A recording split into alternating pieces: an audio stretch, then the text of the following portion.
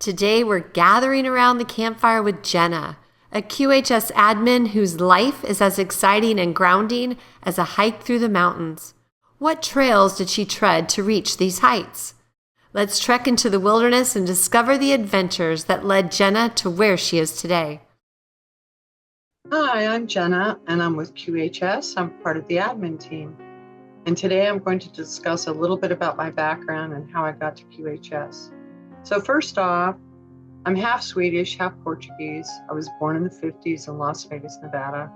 Both of my parents were in the entertainment industry. They met in San Francisco, and my mother was singing, and my dad was a sax player. And from there, they moved to Vegas. She was a headliner, a dancer, a showgirl, comedian. She did a lot of things in Vegas. And my father progressed from being a saxophone player to then being the #1 top agent, booking all the acts in Vegas, and then from there producing television and film in Los Angeles. My mother and father split up. My mother was married 3 times. I'm the middle born. I have 2 brothers. I had 2 brothers. I have an older brother and a younger brother who passed away in 2016. At the time when I was born in Vegas, they were doing a lot of atomic testing, and we lived out in the desert. My mother wanted to get us out of there, so we went to New York. So when people ask me, where are you from? I always say New York because my most formative years were in New York City and also Rochester, New York, upstate. When I was in New York City, I was pursuing acting. I went to the Academy of Fine Arts. My mother was a working actress, Broadway and other places. And it really was something I was just fascinated with and loved. Was my childhood happy? Like everybody, you have your good moments and your bad moments. I had an unusual childhood. I was kind of shipped around from East Coast, West Coast, stepfather, father, and mother. And that was difficult. There was a lot of instability and a lot of responsibility for me to take care of my younger brother.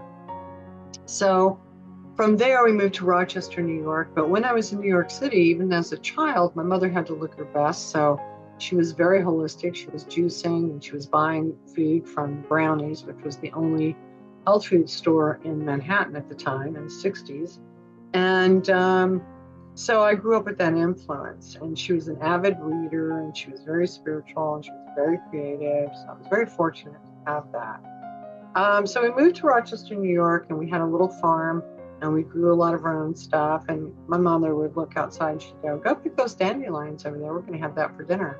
And we would go to farms and buy our vegetables and springs and get our water. And that's how I grew up. But I was pretty healthy. Although when I lived in Vegas and I was a young girl, I used to have very bad rashes on my inner arms, and they would bleed. I'd get these white rashes. I would scratch them so bad, they would bleed. Later on, I found out that was a fungal infection, and fungus is largely inherited. It can be.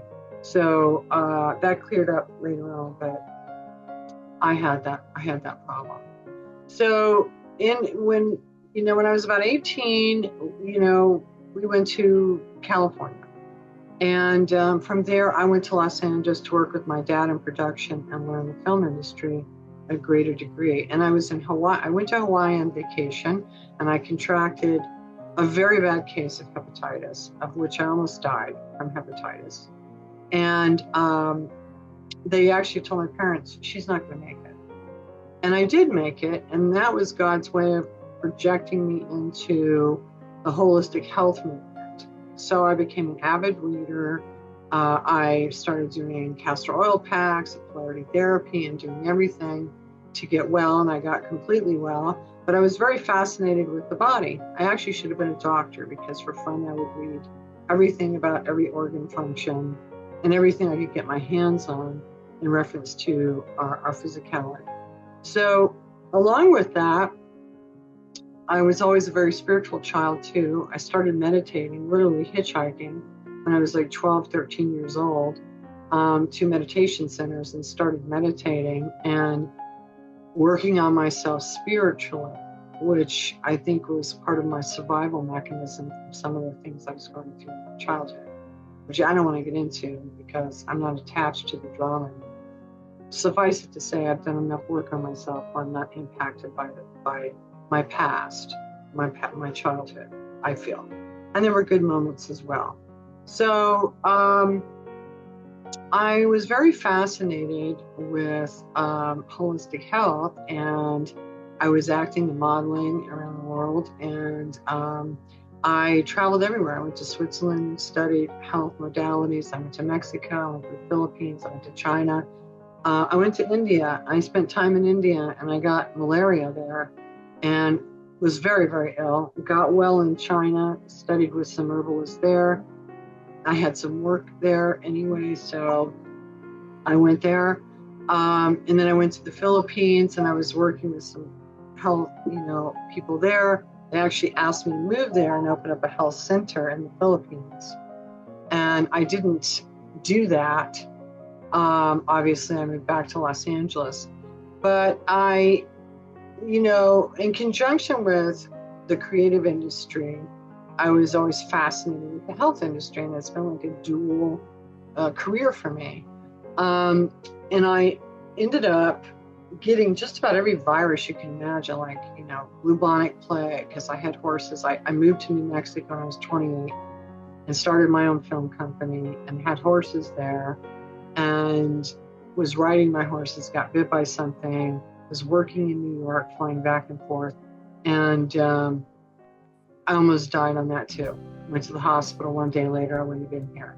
So I've had that, and malaria, and hepatitis, and the list goes on and on. It's just, so my immune system was compromised from the start, which I don't know why. Was studying all the cancer therapies and the different therapies I did. I knew my dad wasn't going to live long. By the way, he took care of himself. He died at 64 of cancer. 5 years before that, I gave him a book called 50 Cases and Cures of Cancer. I said, you need to read this because you're not taking care of yourself, and I don't have a good feeling. He did pass away from cancer. He had thyroid cancer that went to prostate cancer, and then it went throughout his whole body. And he was a workaholic, and even on his deathbed, he said to me, when am I getting out of here? I have to go to work. So he didn't want to accept the fact that he had cancer. My mother passed away of cancer. She lived with me for 20 years. She lost her eyesight to macular degeneration. And when she passed away and I cleaned her room out, we had a leak in our roof, which I didn't know, and her entire room was filled with mold, like her closet and everything. So she had multiple myeloma, which is red blood cell cancer, which I firmly believe is fungus that was in the house. And my brother passed away 2016. He's 7 years younger than me, had throat cancer. So, I have a lot of cancer and illness in my family. And I was the pioneer. I was out there searching out frequency modalities since 1980. I actually have a bed made out of magnets and crystals that I had made for me from a practitioner I used to go to in LA, who used to beam frequencies on, lying in a bed with, and I would have microphones pointed at my body. I've innately always known that frequency was the way to go because it's the pattern of life, that the material world is the solid part, on top of the pattern of frequency. In other words, we have a blueprint, and it's our house, it's the physicality. And so I thought, well, if you change it from the primary place, which is your blueprint, then the physical will shift. And there's been lots of different frequency devices I've used and I've owned, and they've worked many, many ways. I've healed myself from my thyroid issue. I had a severe thyroid issue. My mother, she lost 5 inches of her height. I've lost 3 inches of my height.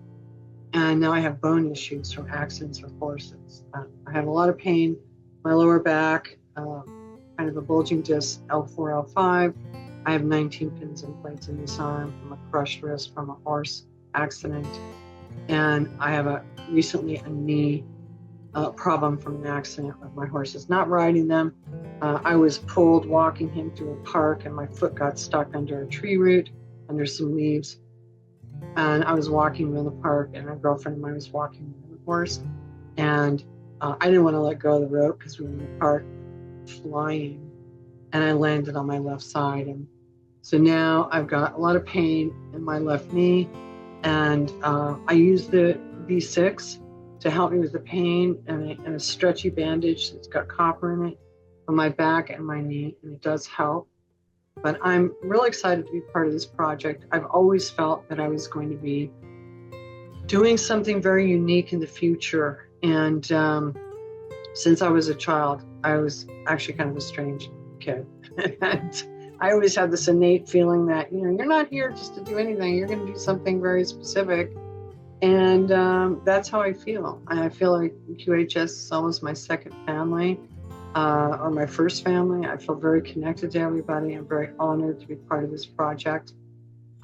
We have a worldwide mission. I'm part of that. I'm very excited. I'm very honored. And everybody's just so fantastic. And so I'm looking forward to being, virus, bacterial free. I have some dental issues that have been pretty severe in my life. I'm looking forward to curing those and just being in better health overall and making a difference in the world. So thank you for listening, and I will talk to you later. Bye-bye. Join us on the Prequel, where every story matters and every voice is heard.